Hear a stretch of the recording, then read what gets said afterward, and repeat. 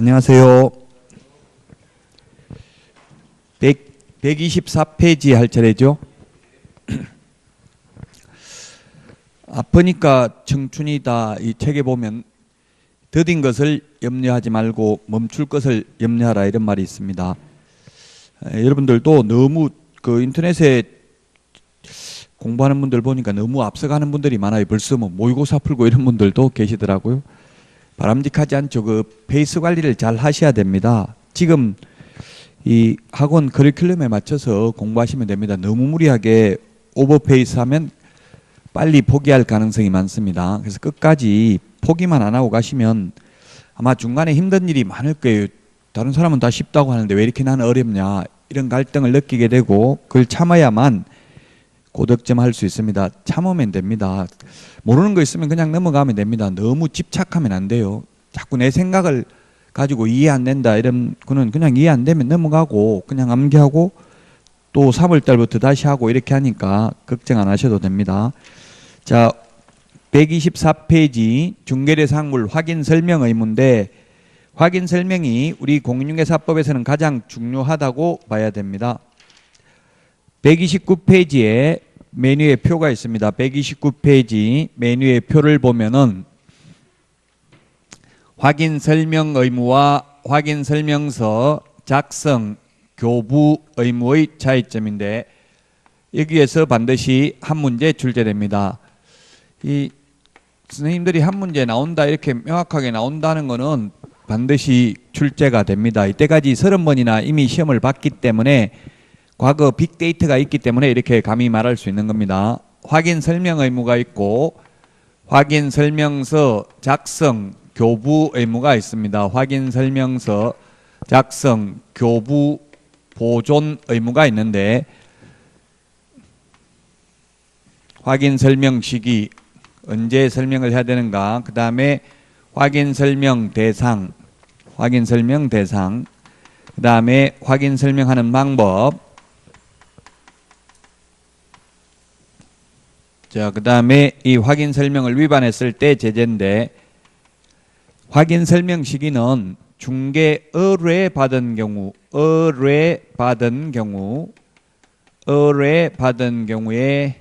중개 완성 전에 설명을 해야 됩니다. 즉 계약 체결하기 전에 미리 설명해야 되죠. 그 설명을 듣고 마음에 들면 계약을 하게 되겠죠. 근데 확인 설명서 작성 교부는 계약서 작성 시에 합니다. 계약서 작성 시, 즉 계약 성립된 후에 확인 설명서를 작성합니다. 확인 설명은 미리 하고요. 그 다음에 확인 설명 대상은 취득 의뢰인입니다. 권리를 취득하려는 의뢰인, 즉 매수인, 임차인에게 설명합니다. 거래 당사자 쌍방에게 설명한다고 하면 X죠. 권리를 취득하려는 일방에게만 설명하면 됩니다. 예를 들면 우리 학원 이걸 중개하는데 매매하는데 또는 임대차 하는데 원장님한테 책상이 몇 개다, 학생이 몇 명이다 이런 거 말할 필요 없죠. 더 잘 알고 있잖아요. 임차인, 매수인한테 살 사람한테 지금 학생이 몇 명이다, 책상이 몇 개다 이런 거 설명해야 되겠죠. 이를테면 그래서 취득 의뢰인에게만 일방에게만 설명하면 됩니다. 그러나 확인 설명서 작성 교부는 거래 당사자 쌍방에게 교부해야 됩니다. 거래 당사자 쌍방에게 교부해야 된다. 그 다음에 확인 설명 방법은 근거 자료를 제시해야 됩니다. 근거 자료를 제시해야 된다. 그래서 기본적 사항, 면적, 소재지, 지목 이런 것들은 토지대장, 임야대장, 뭐 건축물대장 이런 공부, 지적 공부나 또는 권리관계이면 등기사항증명서, 공법상 이용자 아니면 토지 이용계획 확인서 등을 제시해야 됩니다. 그러나 확인설명서 교부할 때는 근거자료 교부할 필요 없습니다. 등기사항증명서 교부하지 않아도 됩니다. 그러면 뭘 교부하냐면 확인설명서 서식에다가 그 빈칸을 채워서 교부합니다. 확인설명서 서식이 1의 서식부터 4의 서식이 있습니다. 4가지 서식이 있는데 이 해당 서식에 빈칸을 채워서 교부하면 될 것입니다. 자, 위반 시 제재입니다. 확인 설명을 위반한 개업 공인중개사는 500만 원 이하의 과태료 대상이고요. 500만 원 이하의 과태료. 소속 공인중개사의 경우에는 확인 설명할 의무가 없습니다. 없는데 만약에 할 수는 있습니다. 하면서 잘못 설명하거나 근거 자료를 제시하지 않는 경우에는 자격 정지 사유에 해당이 됩니다. 그 다음에 확인 설명서 작성 교부를 하지 아니한 개업 공인중개사는 업무 정지 사유입니다. 업무 정지 사유고, 소속 공인중개사의 경우에는 소속 공인중개사는 계약서 확인 설명서를 작성, 교부하거나 보존할 의무는 없습니다. 의무가 없습니다. 이게 지금 핵심적인 내용입니다. 자, 그러면 교재를 보고 다시 보충하도록 하겠습니다. 127페이지 양가로 2번 확인 설명해야 될 사항 9가지를 기억을 해야 되는데, 우리 핵심 비교 정리 프린터 6번에 있습니다. 6번 핵심 비교 정리 프린터 6번에 보면은 9가지 기권, 가공, 상태, 환지세 이렇게 기억을 하도록 하겠습니다.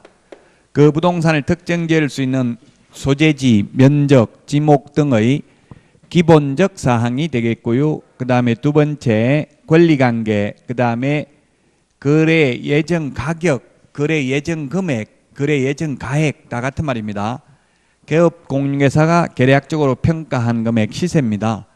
그리고 여기에는 중개보수 산출 내역도 숨어 있고요. 그 다음에 토지 이용 계획, 공법상 이용 제한, 거래 규제, 그 다음에 시설물의 상태, 벽면 및 도배 상태 설명해야 됩니다.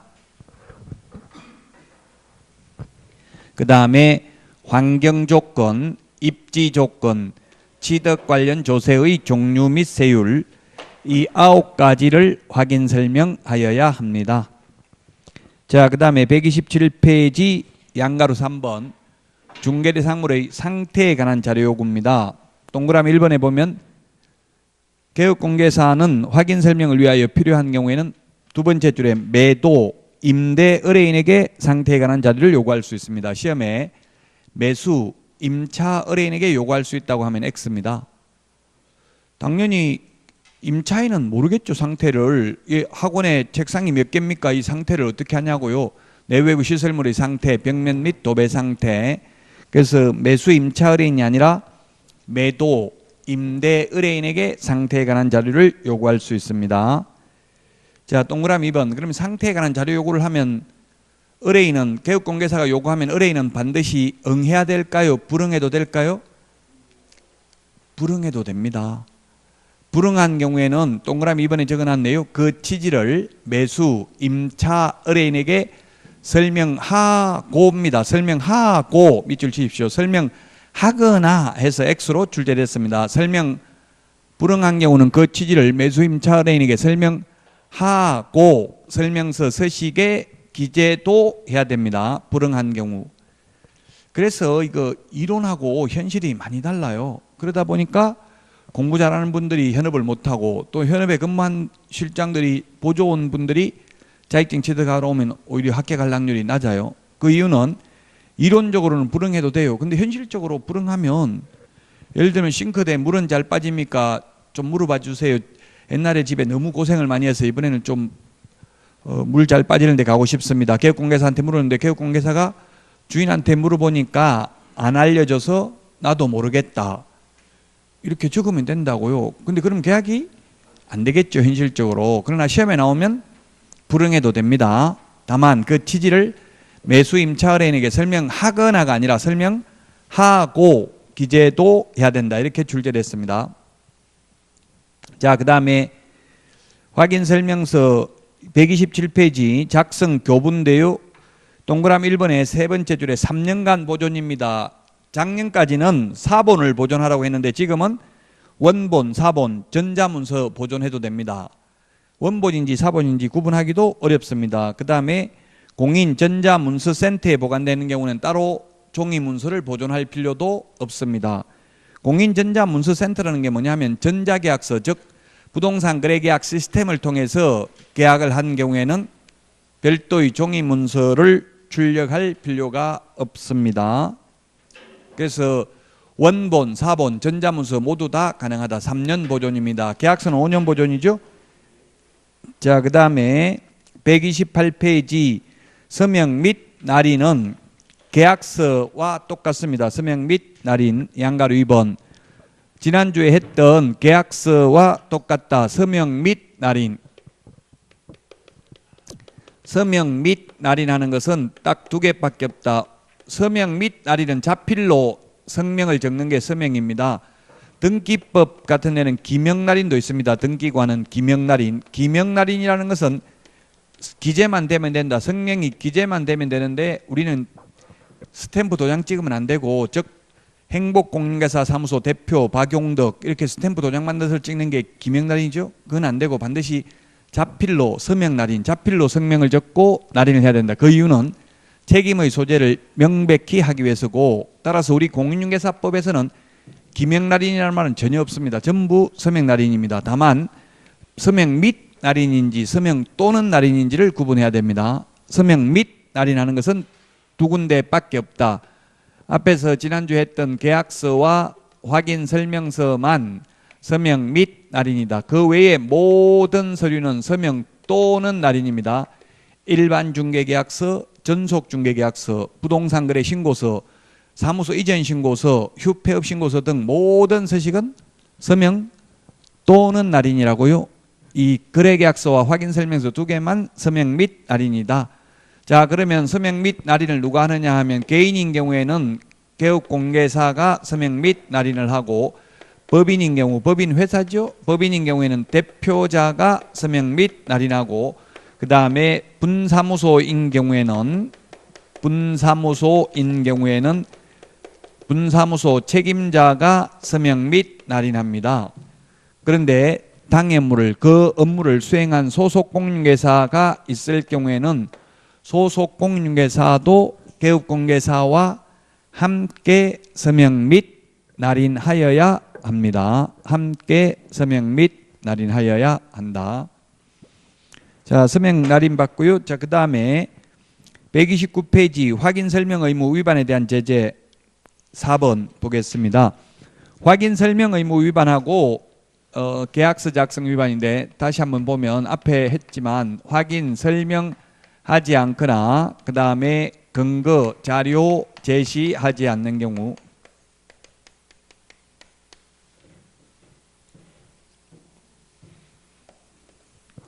그 다음에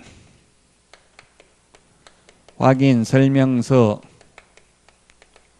교부 보존 하지 않는 경우, 그 다음에 확인 설명서에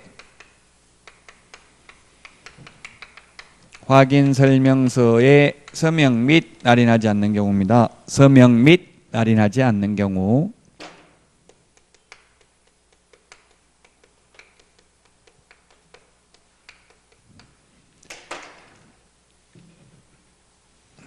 설명하지 않거나 근거 자료 제시하지 않는 경우에는 개업 공인중개사는 500만 원 이하의 과태료입니다. 500만 원 이하의 과태료.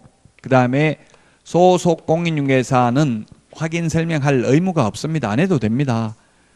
근데 할 수는 있습니다. 만약 하면서 잘못 설명하거나 근거 자료 제시하지 않는 경우에는 자격 정지 사유에 해당이 됩니다. 자, 그 다음에 확인설명서 작성 교부하지 아니한 개업 공인중개사는 6월 이하의 업무 정지 사유에 해당이 됩니다. 그 다음에 소속 공인중개사는 의무가 없습니다. 작성 교부 보존할 의무는 없다. 자, 그 다음에 확인설명서 서명 날인인데, 확인설명서에 서명 날인하지 아니한 개업 공인중개사의 경우에는 업무 정지 사유고, 소속 공인중개사의 경우에는 자격정지 사유입니다. 개업공개사에게 쓰는 표현이 업무정지, 소속공인중개사에게 쓰는 표현이 자격정지입니다. 그냥 이렇게 법에 돼 있는데 이게 왜 그러냐, 나는 이해가 안 된다, 이런 거 생각하면 답이 안 나와요. 그냥 소속공인중개사에게 쓰는 표현을 자격정지라고 법에 이렇게 만들었어요. 소속공인중개사에게 업무정지 이런 표현을 쓸 수도 있을 텐데 법에 소속공인중개사는 무조건 자격정지라는 표현을 씁니다. 개업공개사에게는 자격정지라는 표현이 없습니다. 무조건 업무정지라는 표현을 씁니다. 둘 다 업무는 못하는 거죠. 근데 표현을 달리 하고 있어요, 법조문에. 자, 그 다음에 계약서, 지난주에 했던 계약서, 이중계약서를 적거나 다운계약서, 업계약서, 이중계약서를, 거짓계약서를 적거나 그 다음에 계약서, 거래계약서를 쌍방에 교부하지 않거나 그 다음에 보존하지 않는 경우, 보존하지 않는 경우, 그 다음에 계약서에 서명 및 날인하지 않는 경우, 계약서에 서명 및 날인하지 않는 경우입니다.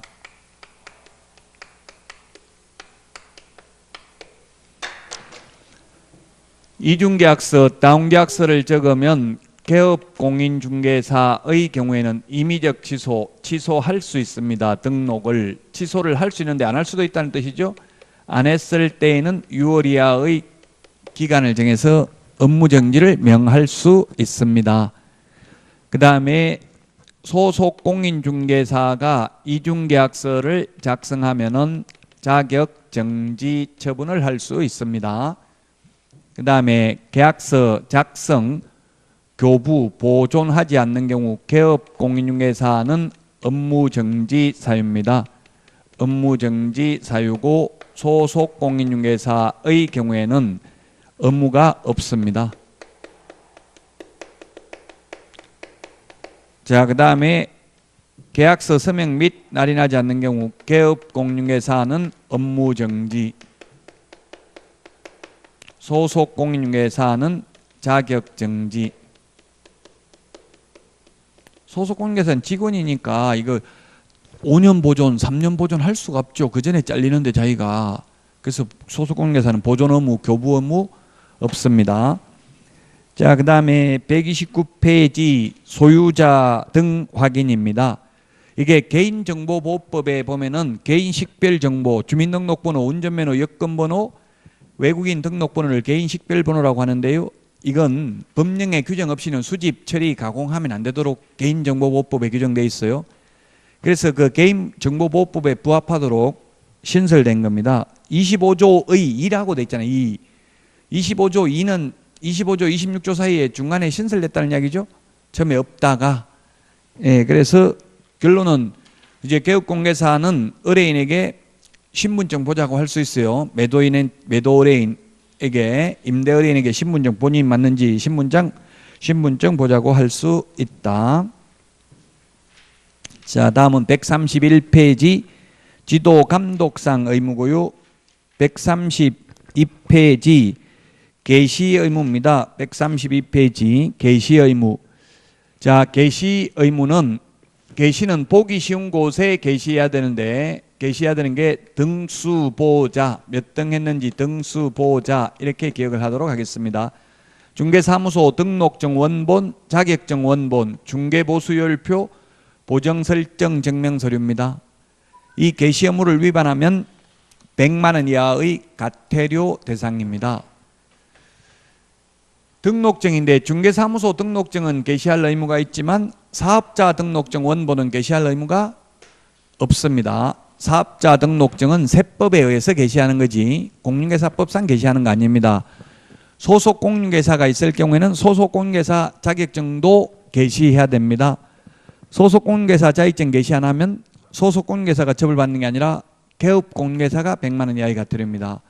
소속 공인중개사가 아무리 게시하려고 해도 사장인 개업공개사가 못하게 하면 할 수가 없거든요. 자, 그 다음에 133 양가로 1번 사무소 명칭 사용 의무, 그 다음에 유사명칭 사용금지, 134, 135 간판 철거, 그 다음에 136 중개사물 표시 광고까지 보도록 하겠습니다.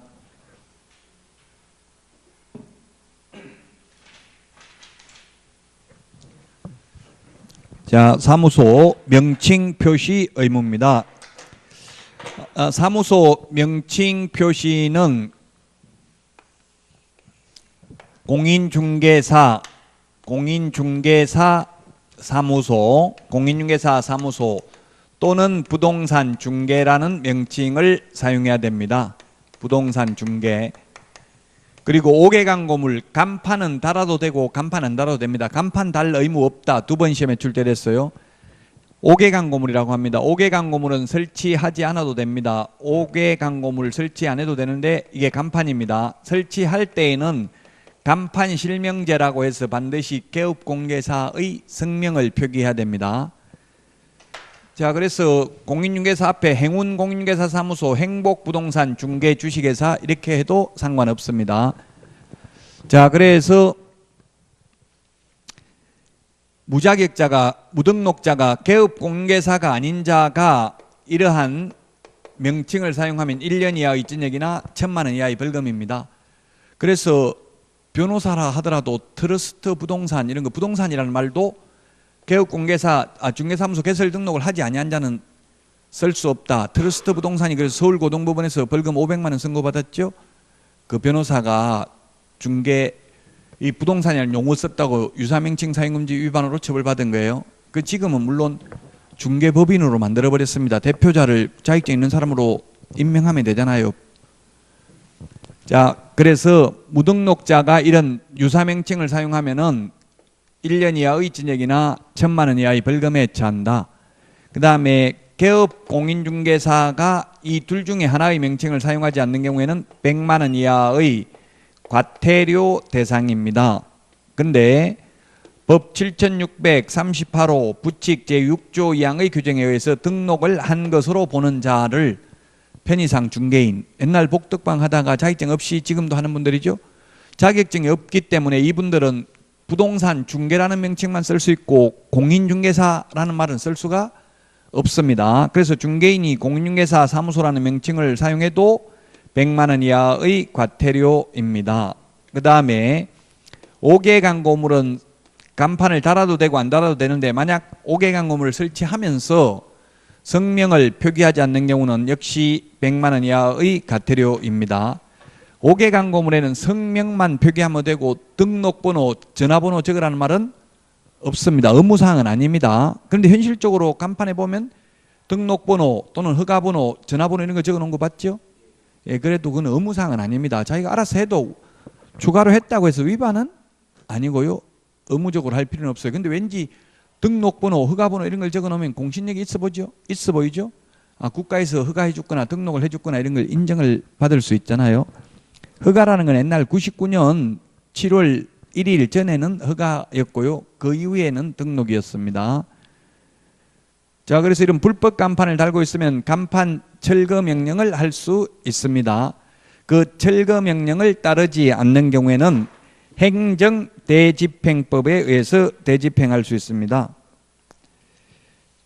135페이지 간판 철거해야 되는 거, 지체 없이 간판 철거해야 되는 게 3가지가 있습니다. 사무소 이전 신고 135페이지 위에서 세 번째 줄 기억에 니은에 보니까 폐업 신고, 디귿에 보니까 등록 취소 이 3개는 간판을 지체 없이 철거해야 된다. 그럼 간판 철거 안 해도 되는 게 대표적인 게 뭐가 있어요? 철거해야 될 것 같은데 안 해도 되는 게 휴업 신고. 휴업은 6개월밖에 안 되잖아요. 휴업 신고 안 합니다. 간판 철거. 그 다음에 또 간판 철거 안 하는 게 업무정지도 간판 철거 안 합니다. 업무정지도 최고 길어야 6개월이잖아요. 이거 간판 한번 뗐다가 붙이니까 100만 원 넘게 들어가더라고요.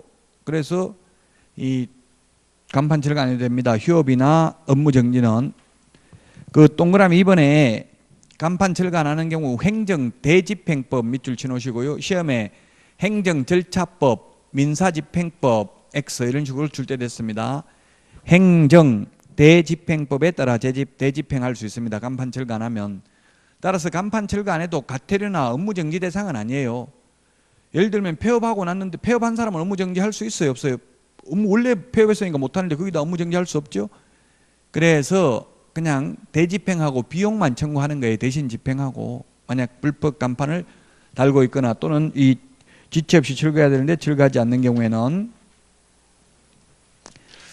자, 그래서 주의해야 될 점이 133페이지 맨 밑에서 세 번째 줄에 보니까 5개 광고물 등의 관리와 5개 광고 산업 진흥에 관한 법률에 따른 5개 광고물, 이게 바로 간판이에요. 간판, 쉽게 말하면 이걸 간판이고요. 자, 그 다음에 지금 이제 표시 광고물 136페이지 표시 광고, 중개상물 표시 광고입니다. 이 표시 광고는 표시 광고 공정화에 관한 법률에 의한 표시 광고를 말하는데, 이건 쉽게 말하면 임대문의 이런 걸 말하는 겁니다.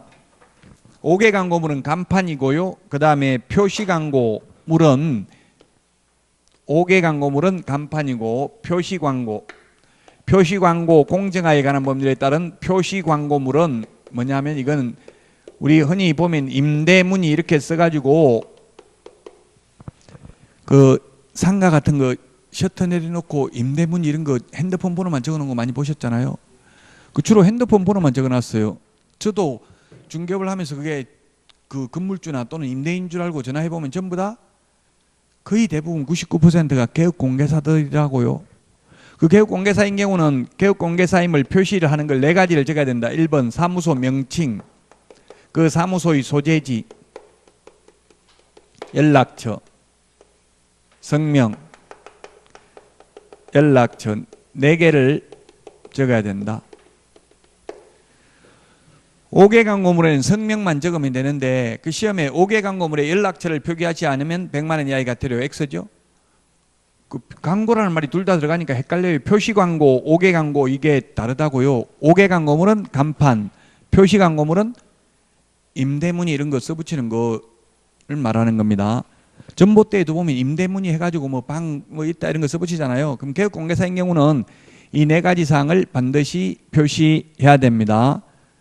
자, 무등록자가 개업공개사가 아닌 자가 이러한 표시 광고를 하게 되면, 컨설팅 업자가 이런 광고를 하게 되면 1년 이하의 징역이나 1,000만 원 이하의 벌금에 처합니다. 그런데 개업공개사가 광고를 하면서 이 4가지 사항 중에 한 가지라도 빠지게 되면은 100만 원 이하의 과태료 대상이 되겠습니다.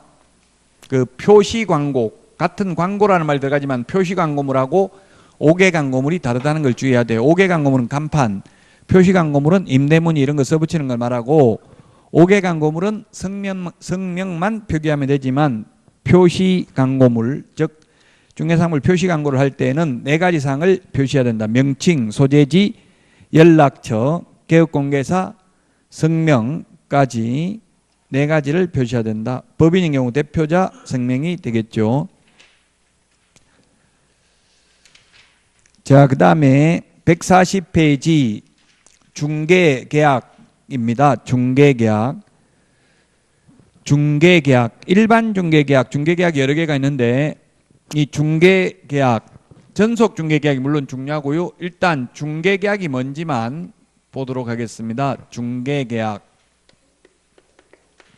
매도인이 있고 매수인이 있고 개업 공인중개사가 있으면, 우리 집 좀 팔아주세요. 예, 팔아드리겠습니다. 사주세요. 사드리겠습니다. 이렇게 맺는 계약을 중개계약 또는 중개의뢰계약이라고 합니다. 그리고 중개가 완성되었을 때 거래 당사자 간에 맺는 계약을 거래계약이라고 합니다. 거래계약. 자, 그래서 그게 현실적으로는 이게 중개계약을 어떻게 해요? 현실적으로는 거의 구두로 말로 하고 있죠. 여러 군데 부동산마다 다니면서 우리 집 좀 팔아주세요 하고 내놓잖아요. 그게 중개계약입니다. 예, 팔아드리겠습니다. 저는 문서로 중개계약을 한 번도 작성해 본 적은 없습니다. 사실 하자고 해도 잘 안 하려고 하더라고요. 근데 물가 수준, 거기에 일반 중개계약 물가 수준, 우리 핵심 비교 정리 프린터 10번에 있나요? 10번에 그게 중간에 별표, 까만 별표에 보면 물가 수준이라는 말이 나오죠. 물가 수준이 어디에 있냐면 우리 140페이지 일반 중개계약서 작성 요청권이라고 있잖아요. 박산에. 중개의뢰인은 중개의뢰 내용을 명확하게 하기 위하여 필요한 경우 개업공개사에게 다음 각호사항을 기재한 일반 중개계약서의 작성을 요청할 수 있다. 물가 수준이 중개대상 물의 위치 및 규모, 그 다음에 거래 예정 가격, 거래 예정 가격에 의한 중개보수, 의뢰인과 개업공개사가 준수하여야 할 사항을 기재한 일반 중개계약서 작성을 요청할 수 있다. 이건 시험에 5년에 한 번 정도 나와요. 그렇게 중요하진 않아요. 140페이지 그게 시행규칙 13조에 보니까 일반 중개계약서는 별지 14호 서식에 따른다 해가지고 법정 서식 있죠. 법정 서식 있고 국토교통부 장관은 이 표준이 되는 서식을 정하여 일반 중개계약서 사용을 권장할 수 있습니다. 권장사항이기 때문에 따르지 않아도 처벌 규정은 없습니다. 따라서 일반 중개계약은 구두로 말로 해도 되고 문서로 해도 상관이 없습니다. 따라서 우리 142페이지에 보면은 문제를 보면 옳은 것은 했는데 142페이지 1번 일반 중개계약서는 국토교통부 장관이 정한 표준이 되는 서식을 사용해야 된다. 사용해도 되고 구두로 말로 해도 된다. 일반 중개계약은 우리나라에 일반적으로 보편적으로 이루어지고 있다는 뜻이에요. 여러 군데 보통 내놓고 있잖아요. 그래서 틀렸습니다. 1번.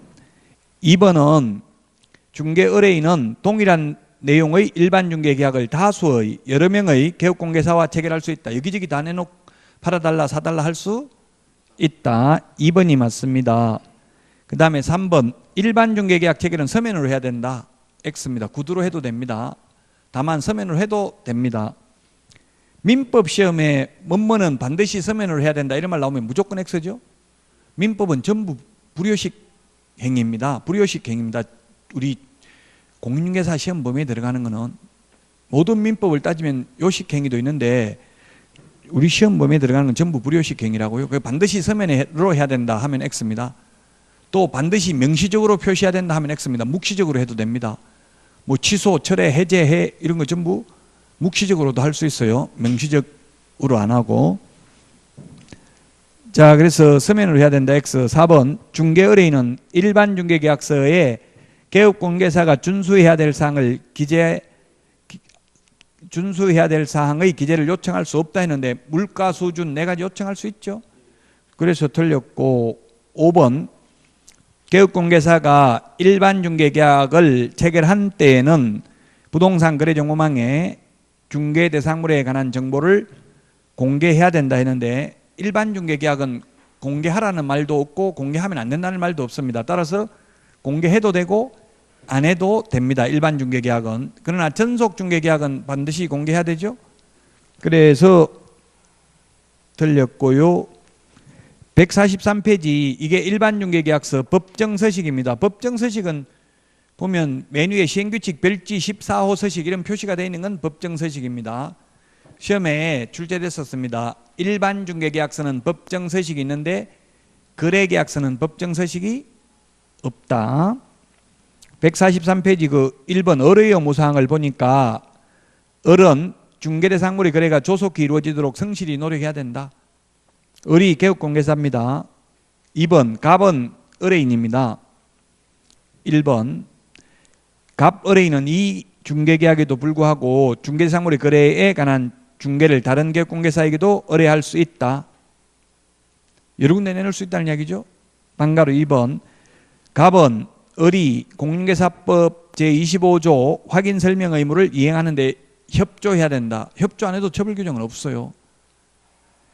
이게 1번, 2번만 전속 조금 있다 쉬었다 할 전속 중개계약하고 다른 점이 1번, 2번입니다. 3번 유효기간 원칙 3월 예외 당사자 약정 4번 중개보수 5번 을의 손해배상 책임 6번 그 밖의 사항은 전속 중개계약서와 똑같습니다. 서식이. 맨 밑에 서명 또는 날인 밑줄 치놓으세요. 서명 또는 날인.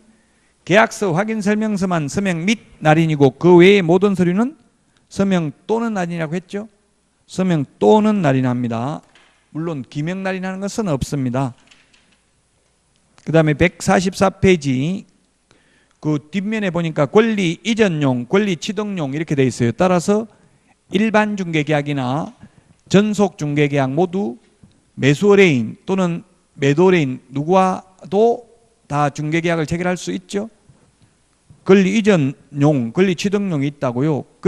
보통 현실적으로는 어떻게 해요? 현실적으로는 매도인, 임대인하고 중개계약을 많이 체결하잖아요. 우리 집 좀 팔아주세요 이렇게 내놓지만 매수인이나 임차인들은 가보고 집 있습니까? 물어보고 없다고 하면 네 알겠습니다. 다른 데 가보고 올게요. 이렇게 하지. 있으면 나중에 나오면 연락해 주세요 하고 전화번호 적어놓고 가는 경우가 잘 없죠. 왜냐하면 세입자들은 예를 들면 딱 날짜가 정해져 있다고 언제까지 들어갈 거 이게 임대차가 참 어려워요. 날짜를 맞춰야 되잖아요. 동시행해야 되잖아요. 이사 가는 게. 그래서 오히려 매매보다 임대차가 더 어려워요. 중개하기가 사실. 날짜 맞추기가 어렵다고 딱 이사 날짜를 맞춰야 되잖아요. 그래서 어쨌든 권리 이전용, 권리 취득용이 있다는 것 기억하시면 되겠고요. 오늘 문제 다 받으셨죠? 문제 풀어보시고요. 마지막 시간에 물론 풀겠습니다. 미리 20개 지문이면 4문제밖에 안 돼요. 오지선당이면 4문제잖아요. 4분만 하면 풀어야 돼. 4분 안에. 원래 문제 그 50분에 푸는 거는 1분에 한 문제씩 풀고 마킹하는 데 걸리는 시간까지 해서 10분 더 주는 거거든요. 문제 푸는 거는 1분에 한 문제 풀어야 돼. 그래서 4분 만에 빨리 다 풀어보시라고요. 쉬었다가 145페이지 전속 중개계약부터 하겠습니다. 전속 중개계약이 중요합니다. 예, 쉬었다 하겠습니다.